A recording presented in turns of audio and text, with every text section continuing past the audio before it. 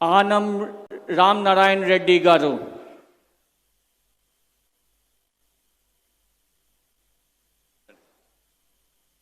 నేను ఆనం రామనారాయణ రెడ్డి అనే నేను శాసనము ద్వారా నిర్మితమైన భారత రాజ్యాంగం పట్ల నిజమైన విశ్వాసం విధేయత చూపుతానని, భారతదేశ సార్వభౌమాధికారాన్ని సమగ్రతను కాపాడుతానని, ఆంధ్రప్రదేశ్ రాష్ట్ర మంత్రిగా నా కర్తవ్యాలను శ్రద్ధతో అంతఃకరణ శుద్ధితో నిర్వహిస్తానని, భయం కానీ పక్షపాతం కానీ రాగద్వేషాలు కానీ లేకుండా రాజ్యాంగాన్ని శాసనాలను అనుసరించి ప్రజలందరికీ న్యాయం చేకూరుస్తానని దైవసాక్షిగా ప్రమాణం చేస్తూ ఉన్నాను.